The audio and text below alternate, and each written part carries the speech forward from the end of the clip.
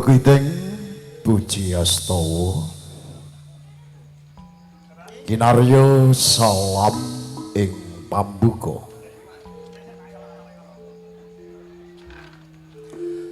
atur giaran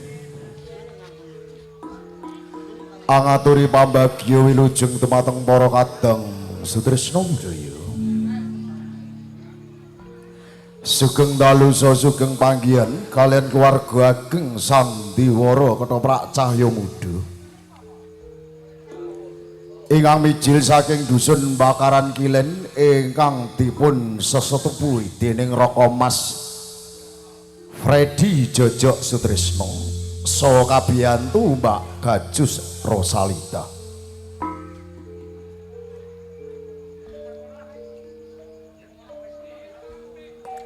Para kadang Sutresna Budaya sasampunipun panjenengan dipun pasugata gending uyon-uyon sawetawis sejukit gambyong ingkang dipun tindakaken dening widodari cahya muda.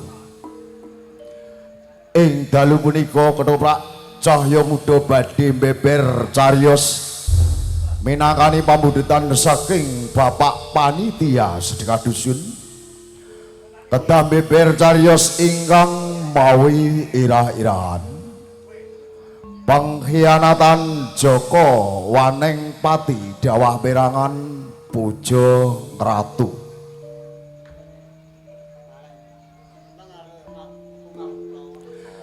cariyos menika dipunrakit dening Dewan Sutradara utawi Dewan Dalang Raka Mas Tejo Gawa Giyanto.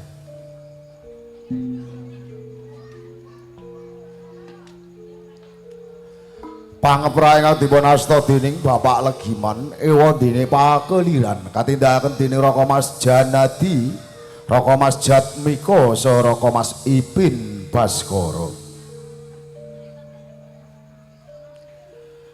Teknik dekorasi lampu utawi lighting kasta dening Raka Mas Lopez Sakonco.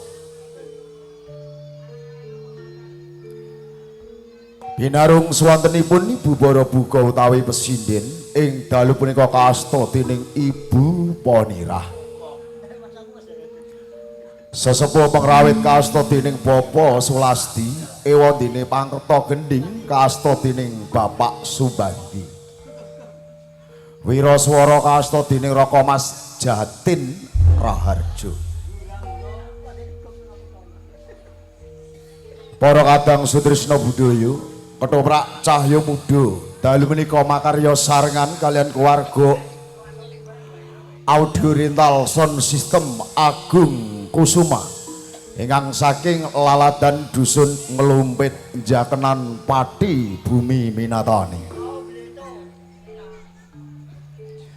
Ewandine pengurus ketoprak cahya muda kapitadosaken dening Bapak Bondan Swasi.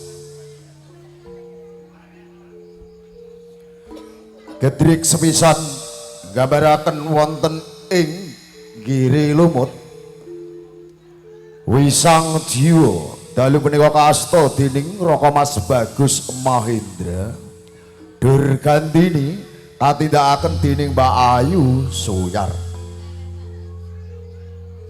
Salajengipun ngancik wonten ing pesanggrahan Joko Waneng Pati dalu punika dipun gesangaken dening Raka Mas Tejo Gawa Giyanto.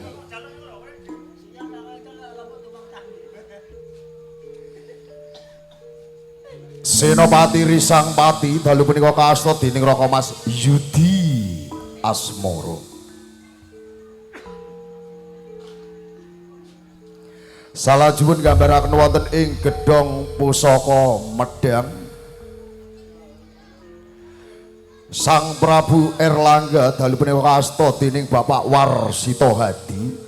Senopati Klabang Celuring kasta dening Raka Mas Jamin Raharjo ewandene Senopati Klabang Geni katindakaken dening Raka Mas Dila.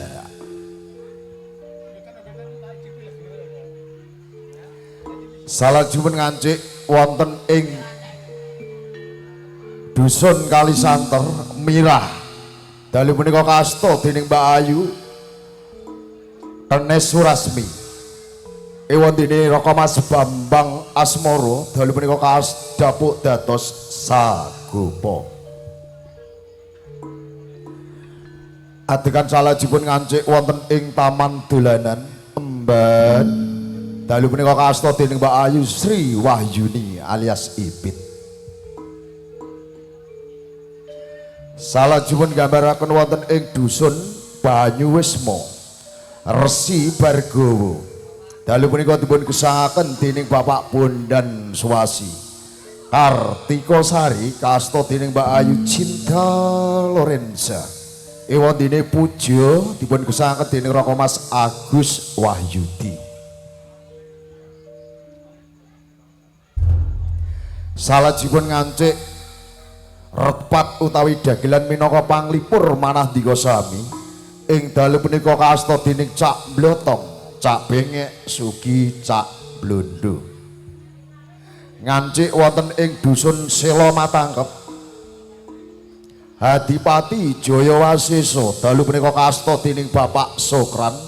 Ewondene Patih Jayapati katindakaken dening Bapak Purnomo Sidi. Salajipun gambaraken wonten ing alas tutupan macan leak setan-setanan pocong-pocongan gundul tetekan katindakaken dening bocah-bocah sing do nganggur ora uman dapukan.